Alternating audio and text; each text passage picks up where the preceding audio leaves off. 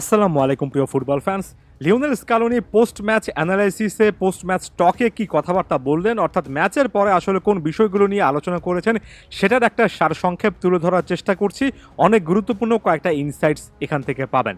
প্রথমত, লিওনেল মেসির ইনজুরি সংখ্যা আছে কিনা সে জিনিসটা নিয়ে স্বাভাবিকভাবে এই মুহূর্ত পর্যন্ত কোনো কিছু নিশ্চিত করে বলা যাচ্ছে না। আর্জেন্টিনার পয়েন্ট অফ ভিউ থেকে বলা হয়েছে যে লিওনেল মেসির স্বাভাবিকভাবে রুটিন চেক আপ করানো হবে এবং মেডিকেল চেক আপের পরে আসলে জানা যাবে যে এই ম্যাচে লিও মেসি কোনো চোট পিক করেছেন কিনা আর ওভারঅল অবস্থাটা কি।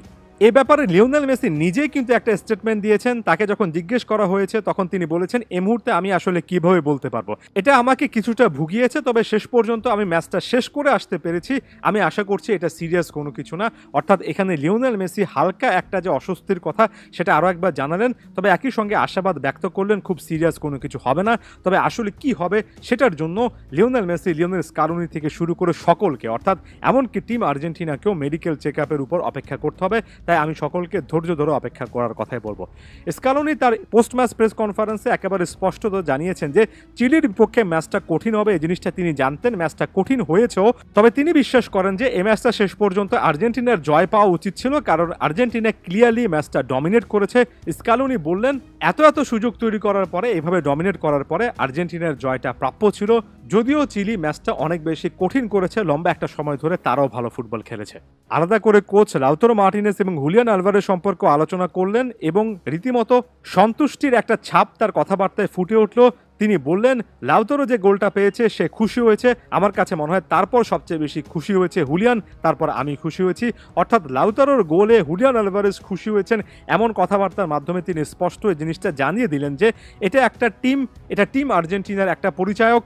এখানে ব্যক্তিগত সাফল্যের চেয়ে দলীয় সাফল্য অনেক বেশি করে ম্যাটার করে এবং এই মুহূর্তে আর্জেন্টিনার জন্য সবচেয়ে বেশি স্বস্তিদায়ক একটা ব্যাপার হতে পারে যে নাম্বার 9রা একেবারে গোল পাচ্ছিলেন না। এক একজন প্রায় 1-1.5 বছর ধরে গোল করতে পারছিলেন না, বা মাত্র একটা গোল পেয়েছিলেন লাউতারো এর আগে কোপা আমেরিকা শুরু হওয়ার আগ মুহূর্তে। হুলিয়ান আলভারেজ তো বিশ্বকাপ সেই সেমিফাইনালের পরে গোল পেলেন। তবে এই মোমেন্টে এই দুটো ম্যাচে এই কি প্লেয়ারদের বা নাম্বার 9দের গোল পাওয়াটা সবচেয়ে বড় একটা আনন্দদায়ক ব্যাপার। এর চেয়ে বেটার টাইমিং হতে পারতো না। খুবই গুরুত্বপূর্ণভাবে লিওনেল স্কালোনি ইঙ্গিত দিলেন যে পরবর্তী ম্যাচে ইয়াংস্টার কিংবা যারা সুযোগ পাননি তাদেরকে সুযোগ দেওয়া হতে পারে। অনেক প্লেয়ারকে আমরা পুরো 90 মিনিটে সুযোগ পেতে দেখতে পারি, কারণ তিনি বলেছেন এই প্লেয়াররা সুযোগগুলো দাবি করেন, ডিজার্ভ করেন। অর্থাৎ স্কালোনি এখানে একটা বার্তা দিয়ে রাখলেন আগামী ম্যাচে পরিবর্তন আসছে, এবং পরিবর্তন আসছে মানে অনেক গুরুত্বপূর্ণ সিনিয়র প্লেয়াররা হয়তোবা বিশ্রাম পাবেন কিংবা অন্তত স্টার্টিং লাইনআপে থাকবেন না। তাই আলেহান্দ্রো গার্নাচো, ভ্যালেন্তিন কার্বোনি থেকে শুরু করে এই ইয়াংস্টার প্লেয়ার, এমনকি অভিজ্ঞ যে সকল প্লেয়াররা খুব একটা সুযোগ পাচ্ছেন না, তাদের জন্য পরবর্তী ম্যাচ পেরুর বিপক্ষে ক্রুশাল একটা চান্স হতে যাচ্ছে।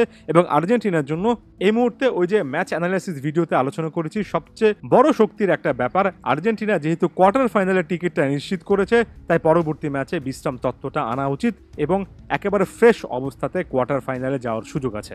এরপর এমি মার্টিনেজ প্রসঙ্গে চলে আসছি। এমিলিয়ানো মার্টিনেজ, যিনি কিনা গোলের পরে রীতিমতো চিলির ফ্যানদের উদ্বেগটা আরও বেশি করে বাড়িয়ে তাদের উদ্দেশ্যে সেলিব্রেট করেছেন, কারণ পুরো ম্যাচ জুড়ে তারা পেছন থেকে এমি মার্টিনেজের মনোযোগ আকর্ষণ করার চেষ্টা করছিল এবং এক কথায় বলা চলে বেশ কঠিন কথাবার্তায় এমিলিয়ানো মার্টিনেজকে উপহার দিচ্ছিল। সে এমি বললেন যে শেষ পর্যন্ত ম্যাচটা আর্জেন্টিনা জিতেছে, তবে চিলি লম্বা একটা সময় ধরে ভালো খেলেছে। বিশেষ করে প্রতিপক্ষ গোলকিপার ক্লাউদিও ব্রাভোর কথা বললেন। ব্রাভো দুর্দান্ত পারফরমেন্স দিয়েছেন, না হলে ম্যাচটা আরও সহজ হতে পারতো আর্জেন্টিনার জন্য।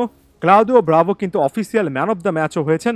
এই যে কঠিন একটা ম্যাচ যেখানে প্রতিপক্ষ গোলকিপার এতটা ভালো খেললেন এবং শেষ মুহূর্তে সে তো দেখলাম ডিমারিয়ার থ্রুতে লাউতারো মার্টিনেজ আরও একটা গোল পেয়ে যাচ্ছিলেন, সে জিনিসটা একেবারে অ্যাকুরেট অ্যাঙ্গেল থেকে বন্ধ করে দিলেন। তারপরও যে আর্জেন্টিনা এখান থেকে 3টা পয়েন্ট বের করে আনতে পেরেছে, এটাই চ্যাম্পিয়ন মেন্টালিটি। আর্জেন্টিনার এই মানসিকতায় দেখতে চাই। ধন্যবাদ সবাইকে।